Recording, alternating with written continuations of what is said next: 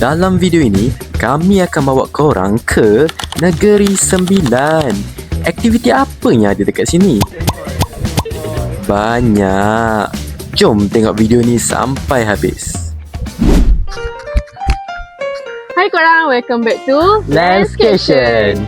Nama saya Fatin. Nama saya Azhar. Jom ikut kita orang explore Negeri Sembilan dalam masa 1 hari je. Tapi Fatin, orang cakap Negeri Sembilan ni bosan. Kau ni belum cuba belum tahu. Oh yeah. Okay lah. So, tempat apa yang kau nak bawa aku ni? First tempat ni macam benda tu kau boleh buat. Ush, macam best. Jom.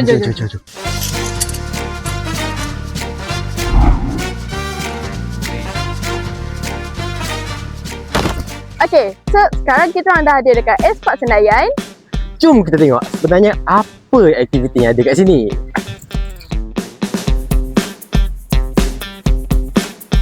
Dekat sini banyak aktiviti outdoor. Ada go-kart.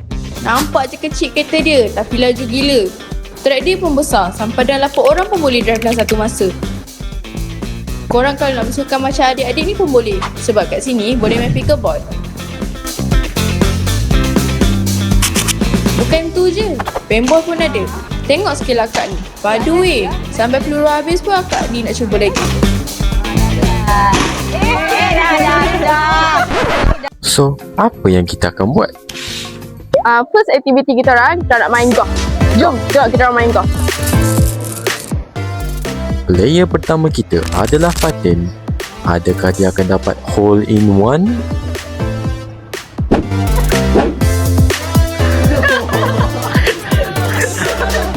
Tak apa. Meh aku tunjuk korang macam mana nak main.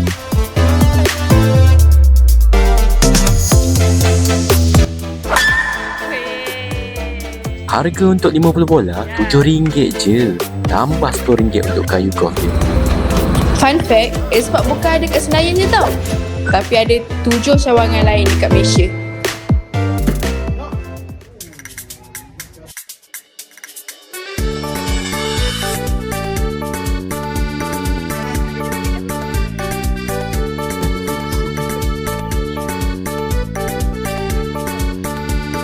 Azhar, energi dekat S Park tadi dah habis tapi trip kita tak habis lagi. Macam mana ni? Jangan risau Tin. Apa kata kita pergi tempat yang banyak haiwan? Tahu kat mana? Jom. Harga tiket untuk tempat ni tak mahal sangat. RM20 untuk dewasa dan RM15 untuk kanak-kanak.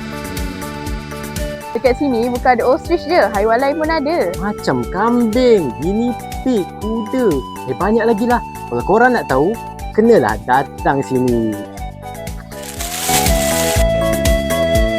Tahu nak pakai kita.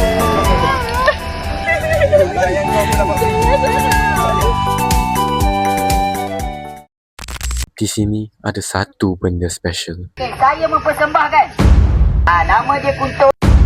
Let's race.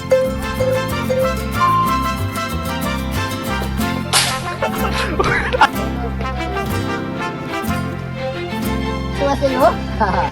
Nanti dekat jalan keluar ada. Okey Tin, aku dah penat lah layan gelagat haiwan-haiwan yang nakal kat sini. Ada tempat lagi chill tak? Azhar, dekat Negeri Sembilan ni ada satu hidden gems tau yang boleh layan sunset dengan fire show. Jom kita pergi sana. Oh, jom.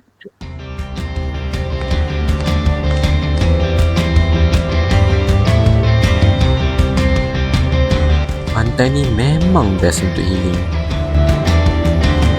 Tapi kalau korang nak buat aktiviti juga, ada water sport. Korang boleh main banana boat trip.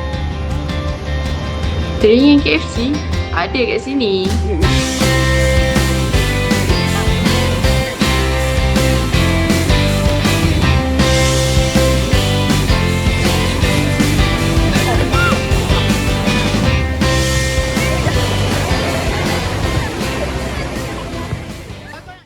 So berakhirlah perjalanan kita untuk hari ini.